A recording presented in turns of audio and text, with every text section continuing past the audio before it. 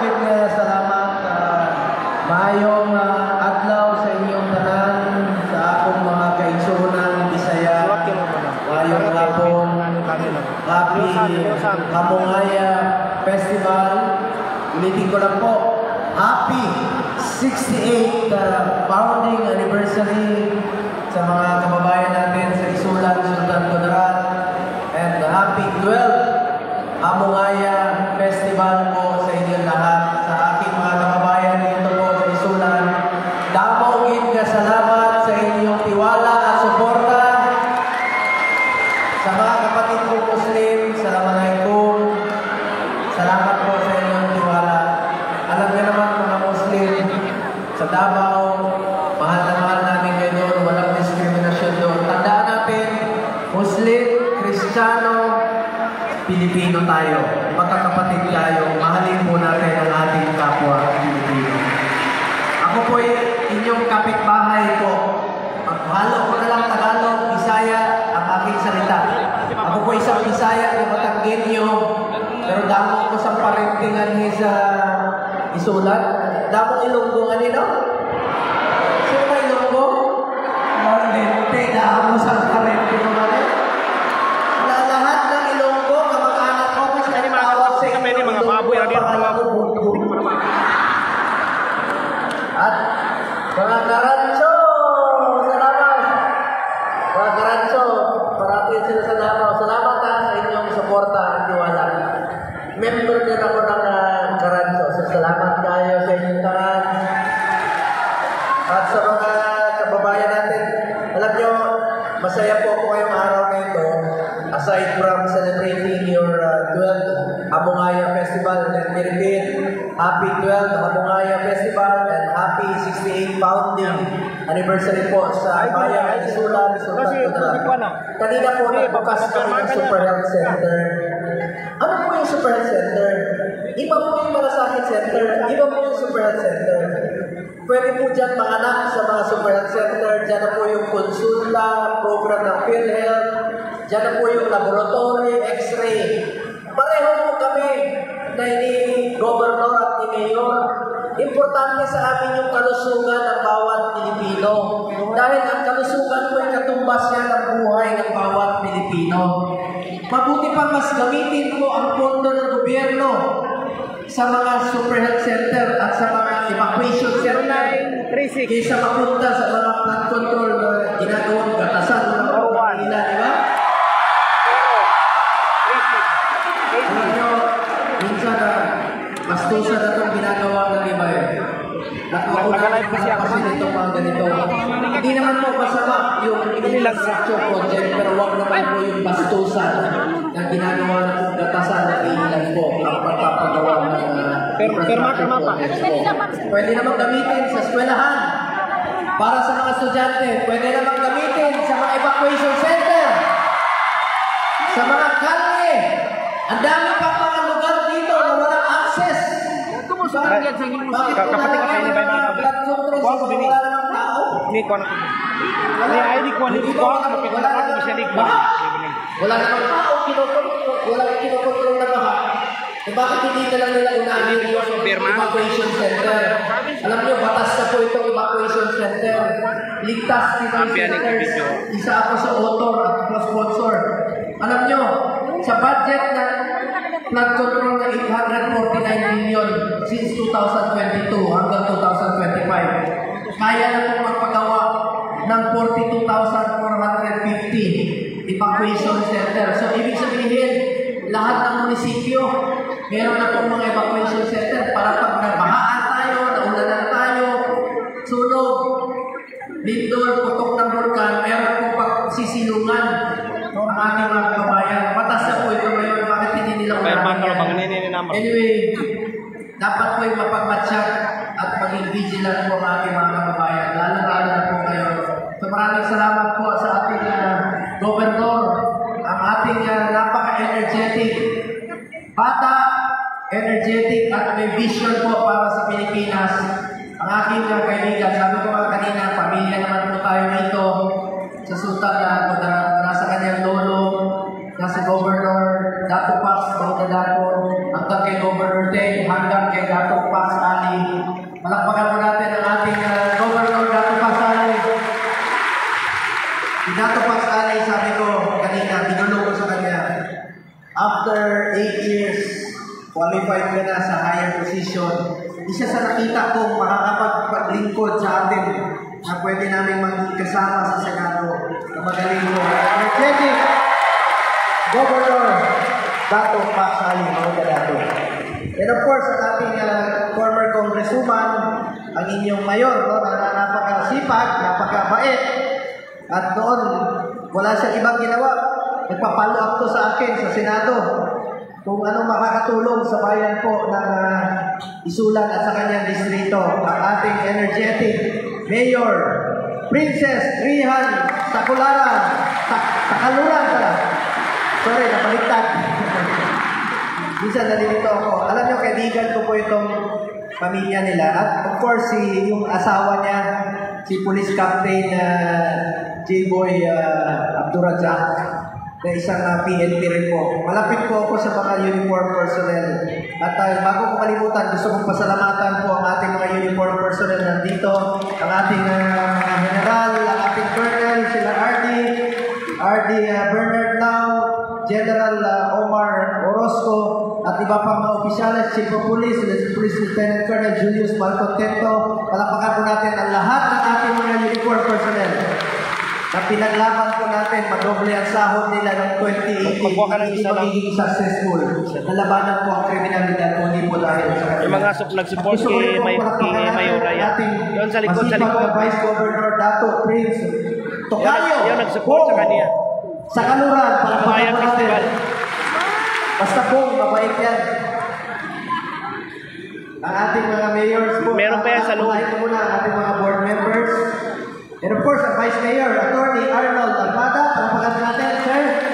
Ang ating mga board member Ian Abalos, board member Jose Siguran, board member Elias Siguran, board member Ernest Patrick Machas, board member Jesse Fornan, board member Maria Loida de Manuel, board member Soriel Lipating, ang ating mga masisipag na mayor, salamat sa inyong oras, kahit na busy kayo, nandito po kayo, headed by our mayor po ng President Quirino, Mayor Maria Catrina Buena Santigan, palapakan po natin, Mayor Amir Musali ng Columbio, palapakan po natin, Mayor Charles Frederick Rotelio Esperanza, narinig po ako dyan, matagal pa ng kaibigan nito, Mayor Ronald Eugene Garcia ng Calmansi, palapakan po natin, Mayor Mirna Kapitna ng Palipag, Assalamualaikum.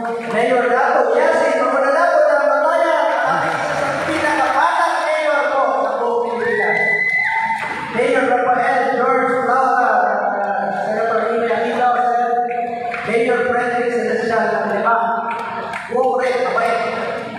Ang ating mga konsehal, mga barangay captains, Councilor Aplado, Councilor Dular, Councilor Anasuay, Councilor Lama, Councilor Manalo, Councilor Tuliado, Councilor Duguete, Councilor Dison, Councilor Burana, Councilor Poscablo, ang ating mga barangay captains. Asa mga kapitan?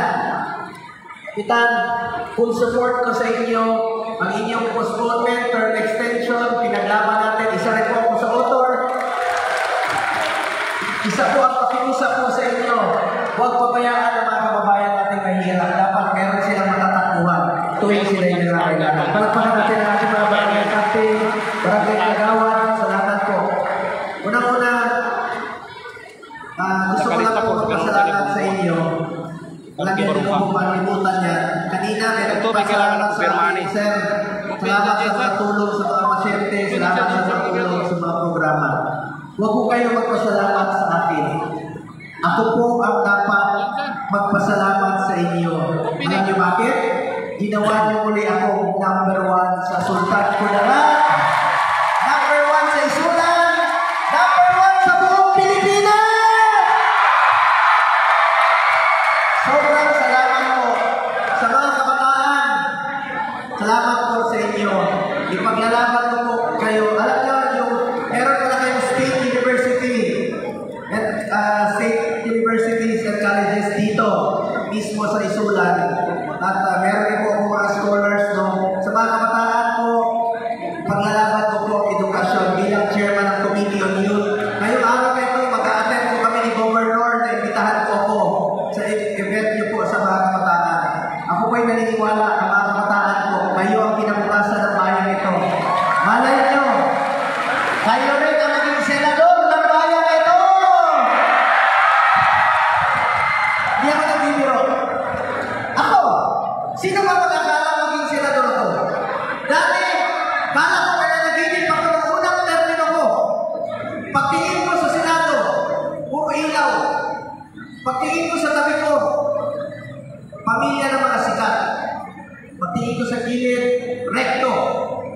Pagtingin ko sa harapan, Binay.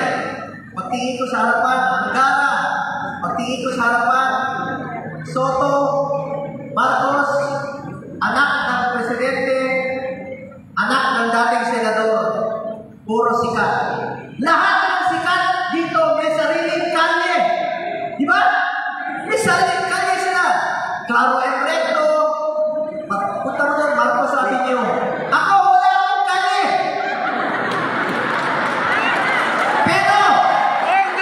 Pero, lahat ng kalye na yan, may traffic light.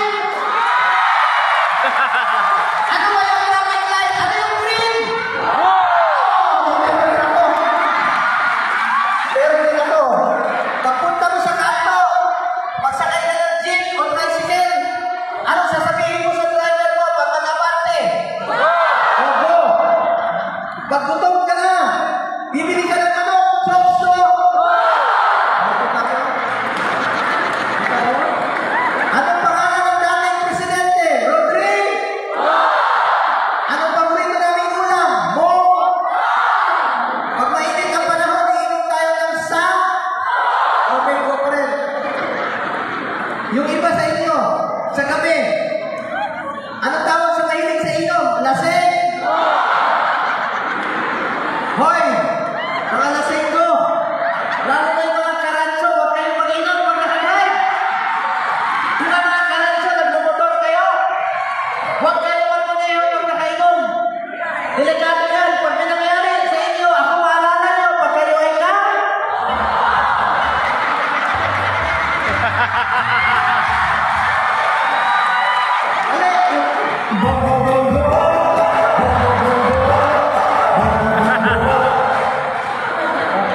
Kita nyo? Hindi nyo malilimutan pangalan ko. O bukas, anong paborito nating araw ng trabaho? Domingo! Anong tawag sa mga parente ko nito? Ilong! Kita nyo? Kaya nga ako number 1 dito, damo sa ilong ko, mga pinsan! Tama din na salamat ha. Anyway, seriously speaking, meron lang po ako pakiusap sa inyo. Ipagpatuloy po natin ipagdasal si Tatay Digong, ang kanyang kaligtasan, ang kanyang kalusugan, at ang kanyang kalayaan po. Alam niyo si Tatay Digong, nagserbisyo sa atin yan ng 6 na taon. Hindi natatakbo ng presidente yon, pero pinilit niyo noon. Sabi niyo, run, Duterte run. Ngayon tumakbo po siya para magserbisyo sa ating mga kababayan. Huwag mo natin kalimutan na mahal tayo ni Tatay Digong. Palakpakan naman natin ang ating minamahal na Tatay Digong.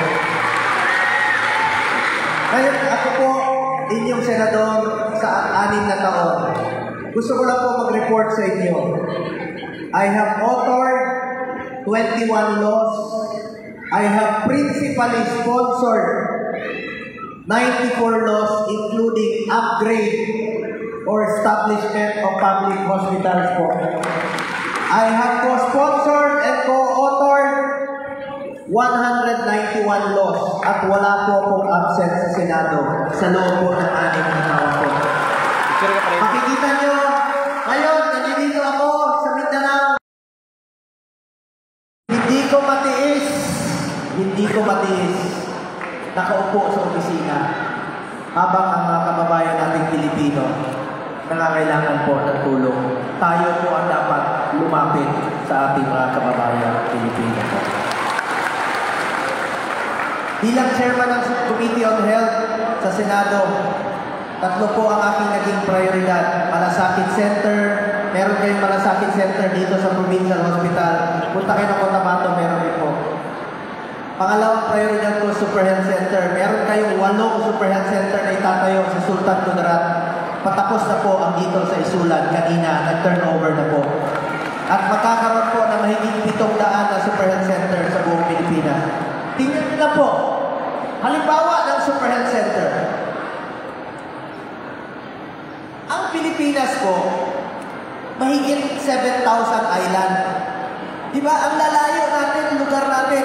Tingnan nyo sa Batangas. Island po yan. Punta kayo ng Balot Island dito sa Sarangani. Davao Occidental. 8 oras ang biyahe. Ngayon, ito po, Tinggoy.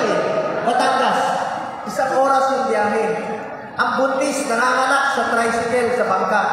Ngayon, may super health center na sila. Punta kayo ng super health center sa Lake Cebu. Di mo ni-drive yan. May buntis doon ng anak bago ako dumating. Bundok yan. Masaya-masaya yung mayor at yung kapitan. Sabi nila, sir, pangalanan namin sa iyo itong bata kasi bago ka dumating, pinanganak yung bata. Pagtingin ko sa bata, babae. Sabi ko, paano mo pangalanan sa akin? Lalaki ako. Sabi niya, sir, pangalanan namin ito ng Bongga. True to life story po ang buhay ko. Yung trabaho ko sa gobyerno, totoong nangyayari. Hindi po ako nangangako, gagawin ko lang po ang aking trabaho sa abot ng aking makakaya ko. Pangatlong prioridad natin, specialty center. Priority ng gobyerno yan, ako ang principal sponsor. Heart center, kidney center, lung center, geriatric, neonatal sa mga babies. Ilalagay na po sa mga selected DOH hospital. Tingnan niyo po rito sa Cotabato. Pwede na mag-opera sa puso. Punta kayo ng Davao. Pwede na mag-opera sa puso. Kung may mga pasyente kayo na hindi kaya operahan dito sa Sultan Kudarat, sabi lang kayo, tutulong ako sa Davao pati pamasahe ng inyong pasyente. Wow, very good. Tutulong po ako. Yan po ang specialty center. Ngayon, chairman din po ako ng Committee on Sports and Youth. Sa mga kabataan, tingnan niyo po, meron ng eskwelahan sa New Clark City. Ako ay isa sa mga author at co-sponsor. Pwede na mag-aral at the same time mag-training ang student athletes. Walang masasakripisyo. Pwede pagsasabay. Sayang yung pasilidad na pinatayo ng SEA Games kung hindi gagamitin. Ginawa natin eskwelahan, National Academy of Sport. Ngayon po, nag-file ako ng bill na maging regionalized po itong National Academy of Sport sa New Clark City. Yan po. Share namin po ako ng Committee on Youth sa mga kabataan. Kayo po ang kinabukasan ng bayan nito. Nag-file din po ako ng bill ng expanded pre-tertiary education para may pagpipilian po ang ating mga kabataan. Sa mga lugar na walang state colleges and universities, pwede kayo makapag-aral sa private para matulungan rin kayo ng expanded pre-tertiary education. Bill po yan, isusulong ko po sa Senado po. Sa tulong naman kasamahan natin sa Senado, magtutulungan po kami. Kasama nila Senator Alan Peter Cayetano. So maraming salamat po sa inyo lahat. Hindi ko na po habaan ang aking sasabihin. Ulitin ko lang, bukas ang aking opisina para sa inyo lahat. May dala pala akong bola sa inyo.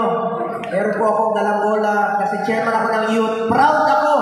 Dati, wala tayong medalya sa Olympics. Ngayon, meron tayong medalya sa Tokyo Olympics. Gold medal at 2 gold naman tayo sa Paris Olympics. Suportahan po natin ang ating mga atleta, mga kababayan ko. So, maraming salamat po muli sa inyo.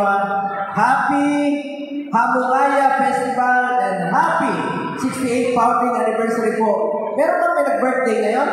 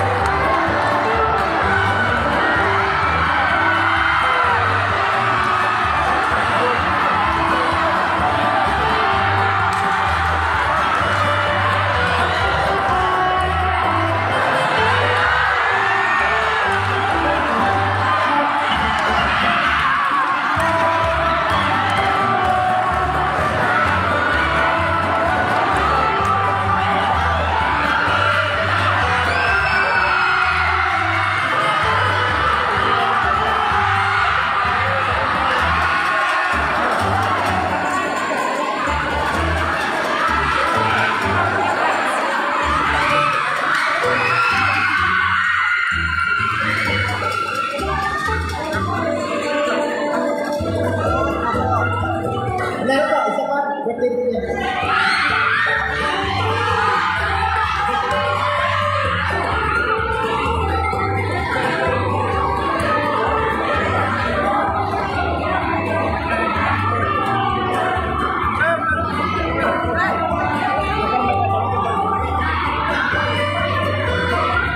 Balisan ko.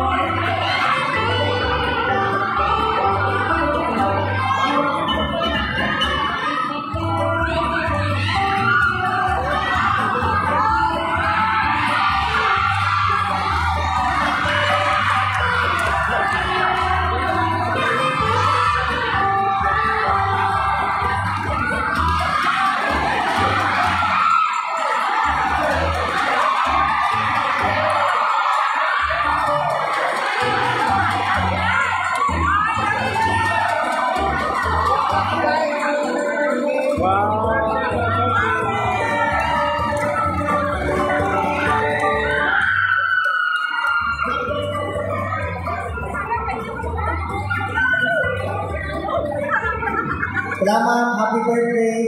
Sabi ko kanina, yung isa pa lang, PWD siya. So, sabi ko kung ano may tutulong mo. Celebrate tayo. Dahil, natin kinahanglan sa pag-hospital, lista lang. Natin kinahanglan sa pag-hospital, tama. Meron siyang sakit na epilepsy. Sabi ko sa kanya, alam nyo, during our hearing sa Senado, ang hirap po magkasakit ng epilepsy ay mamahal ng gamot. Kaya nakikiusap po sa PhilHealth po, sana i-cover niyo naman po itong mga sakit ng epilepsy. Ang hirap po magkasakit. Habang sobra-sobra ang pondo ng PhilHealth, huwag niyo naman ibalik sa National Treasury. Gamitin niyo sa mga pasyente po. Tulad nito na nangangailangan po ng tulong.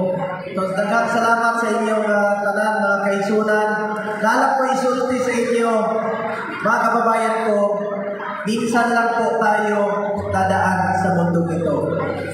Kung ano pong kabutihan o tulong na pwede natin gawin sa ating kapwa, gawin na po natin ngayon dahil hindi na tayo babalik sa mundong ito. Yan po ano to. Ako po ang inyong Senator Kuya Boko. Patuloy na magsiservisyo sa inyo lahat. Dahil ako po ay naniniwala na ang serbisyo sa tao, serbisyo po yan sa Diyos.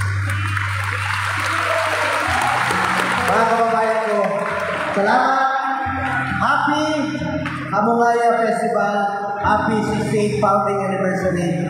At sa mga kababayan ko, mahal na mahal po kayo lahat. Maraming salamat po.